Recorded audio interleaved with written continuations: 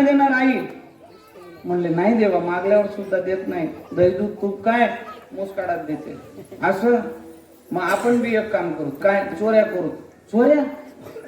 ते बांगलाचं मधुमंगल त्यानं शेंडीवर केली. म्हणले देवा नक्कर तर काय वाटू दे रे. उपनयन संस्कार होताना आमच्याकडनं किती प्रकारच्या प्रतिज्ञा घेतलेल्या आहेत, आम्ही शपथ घेतलेली आहे. आणि देवा लांडी लबाडी करणार नाही, कोणाला फसवणार नाही, कोणाला रागवणार नाही, कोणाला वाईट बोलणार नाही, आणि चोरी तर मुळीच करणार नाही. तू आम्हाला चोऱ्या करायला सांगतो, त्या वेळेला माय बापा लक्ष द्या. देव म्हणले अरे आपल्याला धनाची चोरी नाही करायची, पवित्र मनाची नवनीताची चोरी करायची आपल्याला.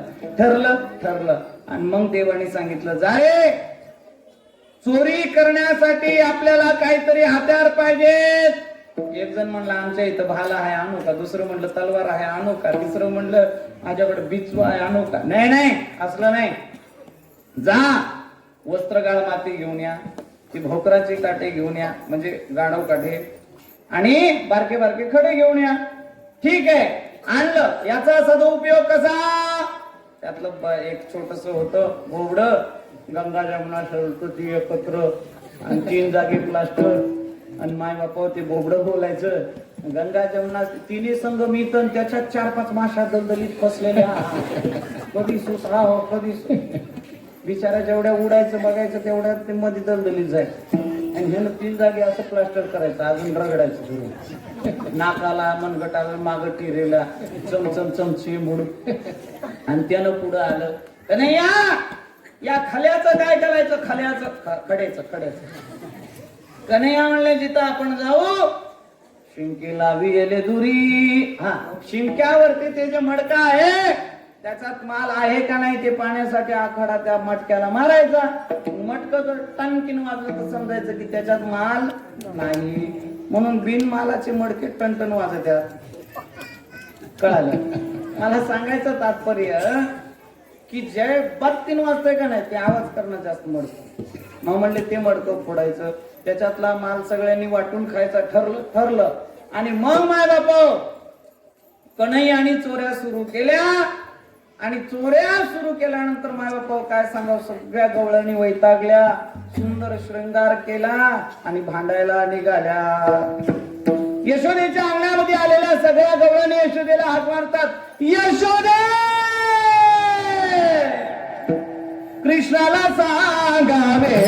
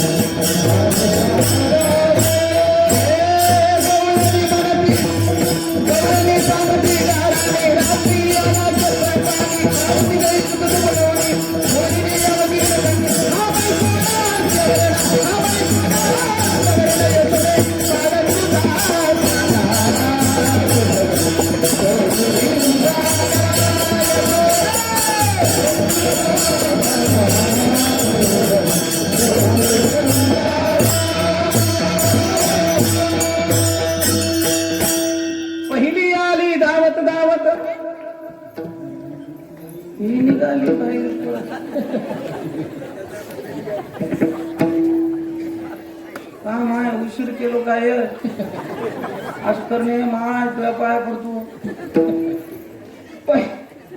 पहिली आली धावत याने बाय ताई केली मात, मुखासी मुख चुंबन देत, गळ्यामध्ये हात घालत धरू जाता सापडे ना यशोदे बाळ तुझा. एक गोळण काय म्हणते, माझ्या घरी सत्यनारायण पूजा ठेवली. यशोदेला बाहेर रडणं लगेच येते. रडणं एवढं खळखळून डोळ्यात पाणी येते. मी कधी लई विचार करत असतो, देवा त्या बायांच्या डोळ्याला कुठल्या समुद्राची पाईपलाईन लावला जातो. खळखळून पाणी येते. हे जर बाहेर रडलाली का नाही, हे बाई हे मी नाही उभं समजायचं. हे जर बाहेर रडलाली तर तिकडून येणारी बाई की नाही तिने विचार ना काय नाही ना कार लागली हिच्या डोळ्याला पाणी काय तिने तिकडून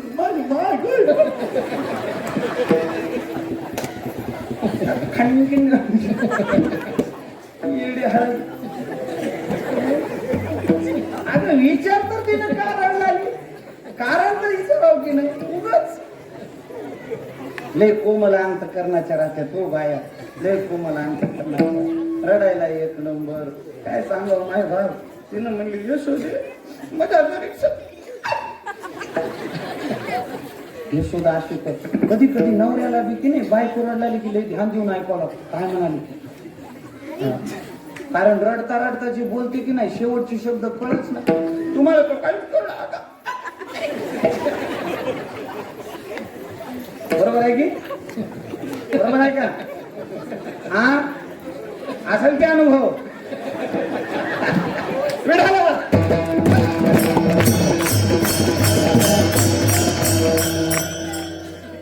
माय बाप 7 दिवस कथा झाली म्हणून कृष्ण चरित्राला मी बाजूला ठेवलं तुम्ही ऐकल्यावर नाही तर काल्याचं स्पेशल कीर्तन माझं 4 तास कुठे जातात सगळे भजने म्हणतात तुझं हो दे मग तुला नेतो स्टेज मागे झालं 5 मिनिटं माय बाप्पा जास्त नाही.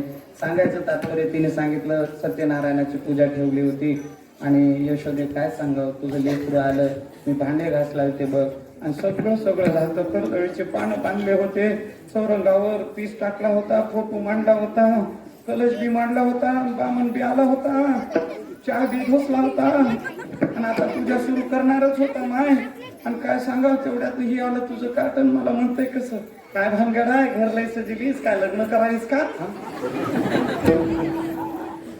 तिनं म्हणली अरे काय तुझ्या जीबीला हाड का काय मी लग्न कसं करल माझे लेकर तुझ्यासोबत खेळाले आणि मी लग्न कसं करल. नाही लय रंगरंगोटी केलीस घराला म्हणून मला वाटलं की लग्न करावंच पाहिजे. काय भानगड आहे काय नाही बाप्पा आमच्या इथे सत्यनारायणाची पूजा सत्यनारायण हा शिरा केली असतील की मग दे शिरा. तिनं म्हणले नाही म्हणलं देनस देना का देनस सत्यनारायणाला पहिला नैवेदन मग बाकी जणांना वाटावं लागते प्रसाद.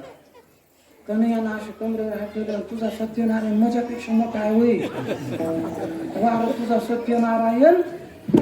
कन्हैया म्हणले कुठं बसणार आहे म्हणले का उगो लांबून बघतो दर्शन घेतो तुझ्या सत्यनारायणात समोरच्या खोलीमध्ये.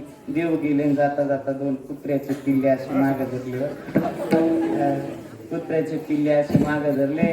तिनं चाली बापू काय करू नको बरं तुझा काही भरोसा नाही बघ काय नाही उगा लांबून बघतो लांबून आणि गेलो माय बापा त्या चौरंगावर सत्यनारायणाची कुत्र्याची पिल्ले ठेवली आणि बामण आलं ती कुत्र्याची पिल्ले बामण बामण म्हणले हे काय. तिनं म्हणली बाई सगळं घर पुन्हा धुवावं लागलं पुन्हा गोमूत्र टाकावं लागलं असं कुठलं राहते काय आणि असं कुठं वागाव का तुझ्या कारखान्यानं. आणि त्यावेळेस माय बापा एक बाई आली म्हणली मज्जाकडे यायचा होता सर बापू तुला बघला असतो कन्हैया म्हणला हिचा पत्ता घ्या. आता असलेले पत्ते आहेत बरं का माझ्याकडे पण वेळ संपुष्टीत आलेला आहे. ती एवढी प्रेम करायची कन्हैयावर ती गवळण पण झालं असं कृष्ण मायबापा ज्या नजरेनं गवळणीकडे पाहत होते ही गोष्ट मी स्पष्ट करू का. एक गोष्ट ऐका सगळे म्हणतायत की कृष्ण या सुनांकडे लेकींकडे व्यवस्थित पाहत नव्हता. थोडक्यात सांगतो ह्या सगळ्या लेकींनी लहान असताना कात्यायनी मातेसमोर उभं राहून हात जोडून मागितलं होतं कृष्णाला कात्यायनी महामाय महायोगिन्य धीष्मी नंद गोप कुमाराय पती मे कृते नमः. हा मला पती पाहिजे म्हणून त्यांनी मागितलं. ऐका ही एक घटना आणि देवानी सगळ्यांचा मी पती होईल असं वचन त्यांना दिलं. आणि मग ते कसे झाले ऐका. ज्यावेळेस ब्रह्मदेवानं चरित्र सर्वांना माहिती आहे ज्यावेळेस ब्रह्मदेवानं गायीन वासरं ब्रह्मलोकामध्ये नेऊन ठेवले त्यावेळेला देवानी सगळ्या वासरांची रूप घेतली सगळ्या गायींची रूप घेतले सगळ्या गोपाळांची रूप घेतली. ब्राह्मणांनी तेव्हा सांगितलं, ए बाबांनो लक्ष ठेवा, आता जर तुमच्या मुलींचे लग्न करणार गेल्या तर पुढे 4 वर्ष तुमच्या मुलींचे लग्न करता येणार. म्हणून त्यावेळेस त्या गवळणी त्या गोपाळासोबत लग्न करतात. ज्या कृष्ण कन्हैया त्या गोपाळांच्या स्वरूपात आहे, म्हणून त्यांच्याकडे मायबाप कृष्ण कन्हैया कृपा दृष्टीने बघायची. ही गोष्ट झाली स्पष्ट. पण बाया विचित्र मायबाप, नंदाचं कार्ट लईच वाईट. ते गवळणी विषय कसल्या बी काढल्या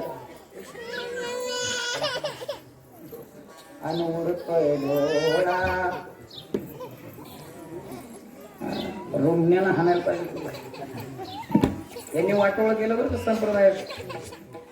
हे जे काय आपलं काढलं नाही छगननी वाटोळ केलं संप्रदाय. कसल्या गाण्याला गाऊन ज्याच्यातनं अश्लीलता प्रगट नकोय माय बाप्पा. ते विचार वारले, आता त्याच्याबद्दल जास्त वाईट बोलू नये आपण. असतो विषय दुसरीकडे सांगायचं तात्पर्य. ज्या वेळेला माय बाप्पा सगळ्या गवळणी गाराने घेऊन आल्या,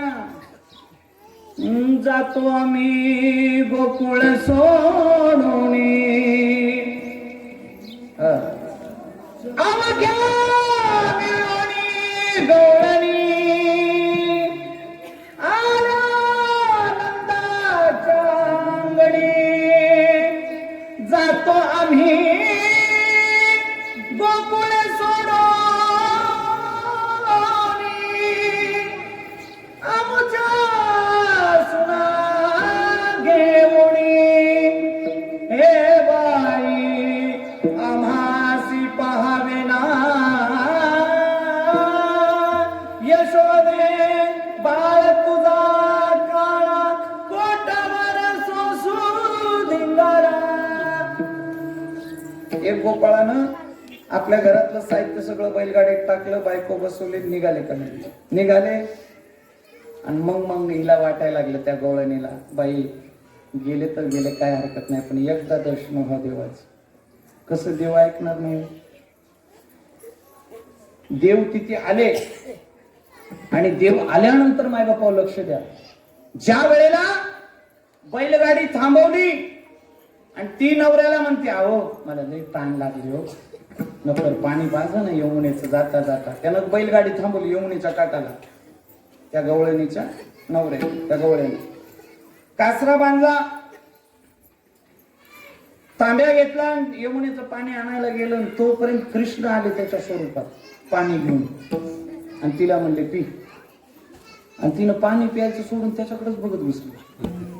नवरा नेहमीच पाहिलाय, पण आज कोण आहे? कृष्ण नवरा आहे. म्हणून माय बापा नेहमी नवऱ्याला नेहमीच बघावं, पण कधीतरी त्याला सुद्धा परमेश्वरासारखं आणि पती परमेश्वरासारखं पाहावं, देवाला सुद्धा.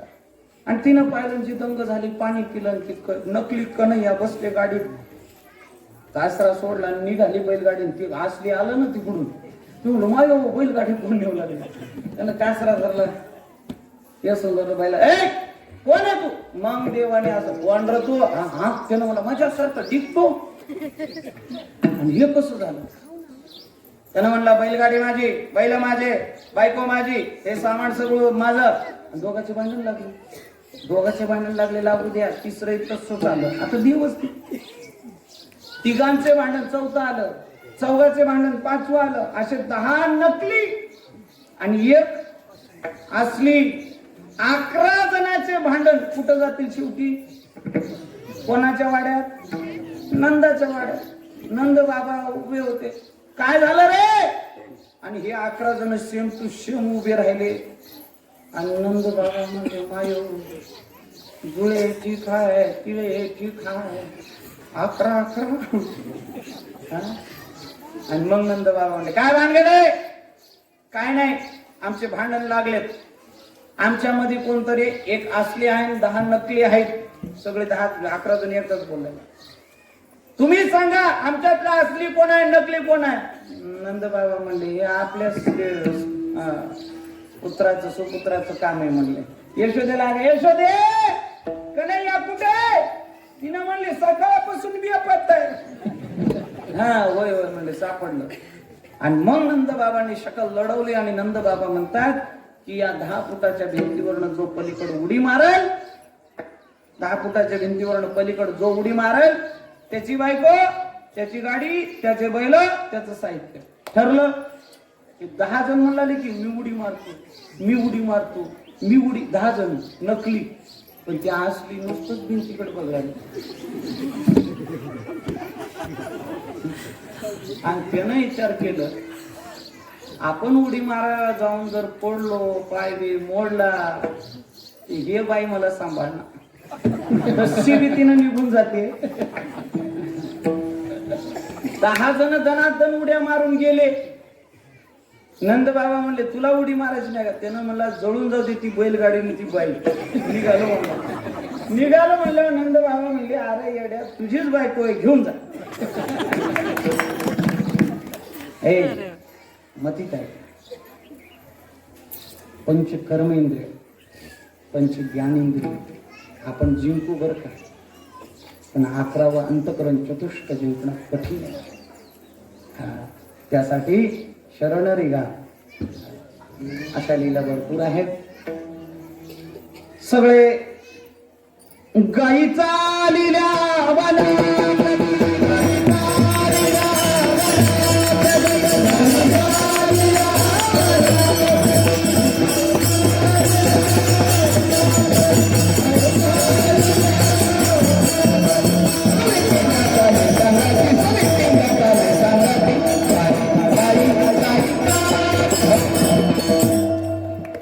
कितीकडचा मार्ग.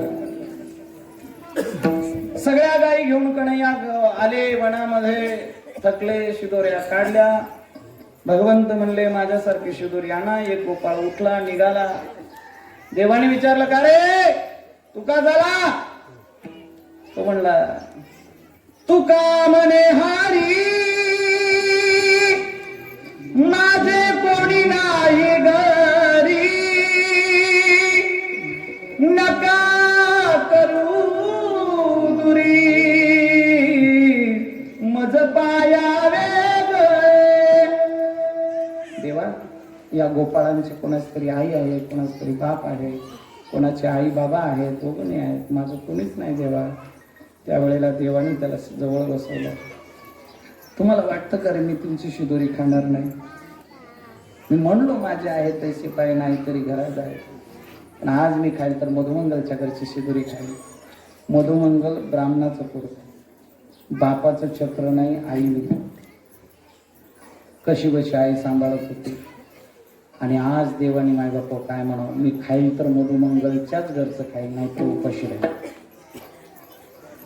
ज्यावेळेस माय बापा मधुमंगलने ऐकलं, मधुमंगल उठला आणि जे पळत सुटला घरी, त्याचा डबा नव्हता माय बापा. घरी पळत सुटला, आई आई आई आई. अरे काय झालं तुला एवढं कसला आनंद? आई आज आज माझा कन्हैया काय म्हणलं माहितीये का, माझ्या घरचं खाईन म्हणलं काहीतरी अन्न, नाहीतर मी उपाशी राहीन म्हणलं. आई दे ना ग काहीतरी. आईच्या डोळ्यात खळकीन पाणी आलं. आई म्हणली बाळा गेल्या 4 दिवसापासून घरातली चूल पेटली नाही, त्यातला यार शांत झाला. आणि काय देऊ रे तुला, उतरांनी तुझ्यासाठी काल पालखी घातली, काहीच भेटलं नाही बाळा, काय देऊ तुला?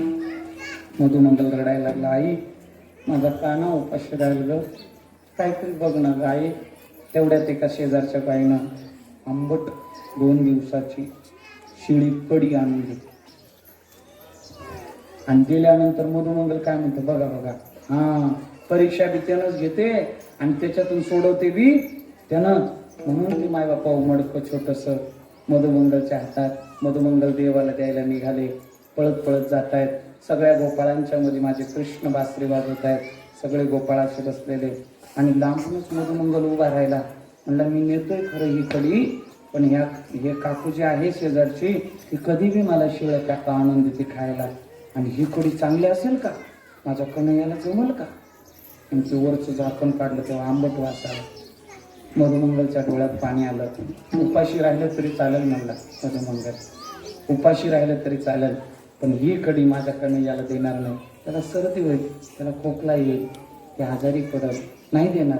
मग काय करू या कडीचं? म्हणजे फेकून द्यावता अनादर होते अन्नाचा. लपून ठेवावं तर कन्हैया चॅप्टर आहे, शोधून काढते बरोबर. मग काय करू, मीच पिऊन घेतो म्हणून त्यानं ते मडकं लावलं तोंडाला, गडगड गडगड प्यायला लागलं. घाई गडबडीत ते सांडलं बाहेर, कडी सांडली. तिकडून कन्हैयानं पाहिलं, धावत पळत कन्हैया आले. मधुमंगल, माझ्यासाठी आणलेली कडी तू स्वतः पितो? देवा, आणि ती तुझ्या लायकीची नव्हती. बर बर बर बर बर, माझ्या लायकीची नव्हती, तुझ्या लायकीची होती का? आणि देवा, आंबट होती, तुला सर्दी झाली असती, फटका झाला असता, खोकला लागला असता, आणि तुला लागणार नाही का? मधुमंगल म्हणला, पिले तर पिले, आणि तुला काय करायचं कर, उपाशी राह, नाही तर मरून जा, मला काय करायचं. मधुमंगल एवढा अधिकार होता पोरांचा. बाय बाप देव काय म्हणले माहिती का, हे मधुमंगल, तू कडी अजूनही शिल्लक ठेवली, ती मी पिणार. हा, त्याला वाटलं मडकं चाटते काय, मडकं फोडलं त्यानं, त्याच्यावर फेकही नाचला. मधुमंगल म्हणला, आता. कन्हैया म्हणला, तरी बी आहे कडी, मी पितो. मधुमंगल म्हणला, काय पोटात जाऊन पिणार आहेस काय, पी. असं केलं माय बापा. त्यावेळेस माझ्या 14 भुवनाचा मालक, सर्वेश्वर, अखिलेश्वर, जगदीश्वर, प्रणादिनाथ, राजाधिराज, योगीराज, परब्रह्म माझा श्रीकृष्ण जवळ आला. त्या मधुमंगलचं तोंड असं धरलं आणि त्याच्या अंगावर सांडलेली कडी चाटली माय बापा देवा. हे दृश्य ज्यावेळेस सर्वांनी पाहिलं, असे हृदयातून ओक्सा बोक्षी माय बापा पोर रडायला लागले आणि गळ्याला पडले. म्हणले, कान्हा, अरे तुझी लीला तुलाच माहिती रे बाबा, काय कृष्ण माहिती.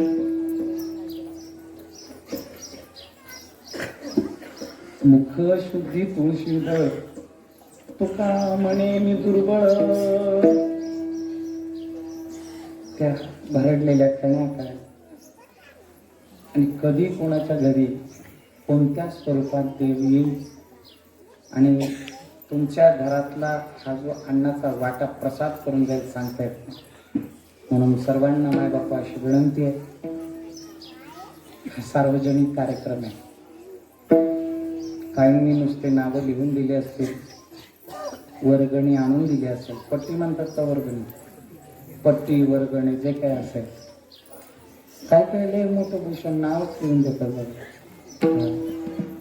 काय काय आणि दानशूर काही लोक असे खरंच अंतःकरण असून पहिल्या दिवशी नाही हो, सत्याच्या 10 दिवस आधी पावती फाडतात आणि काल्यापर्यंत माय बापा फक्त सत्यामध्ये काय चुकतंय ते बघ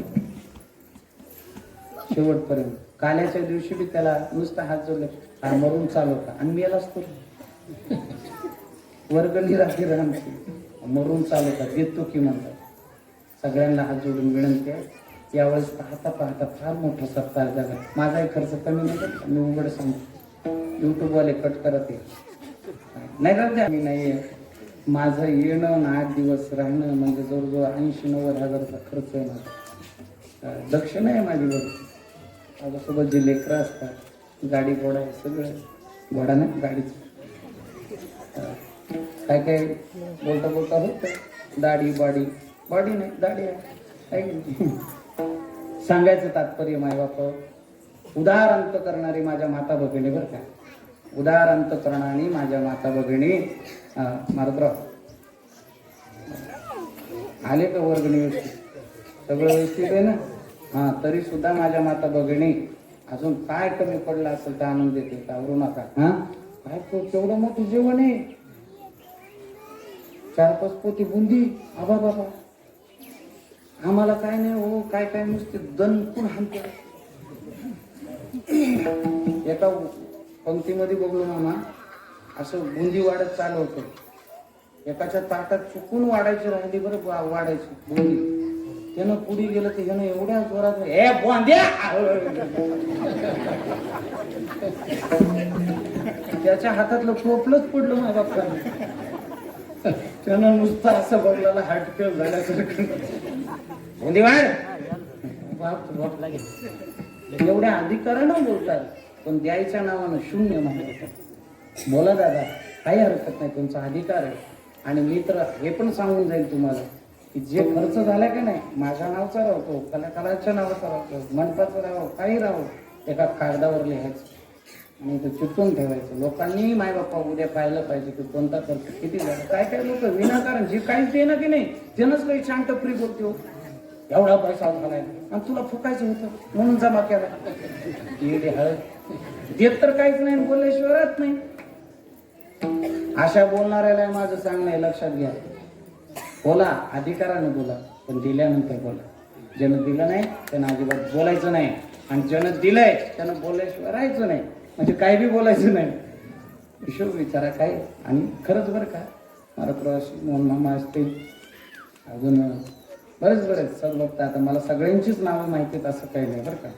सरपंच असतील तर काय मी माफी मागतो, आमचे दादा काय ना किशनराव आहे की नाही, सगळेच. आता मला प्रत्येकाचं नाव मला घेता येईल.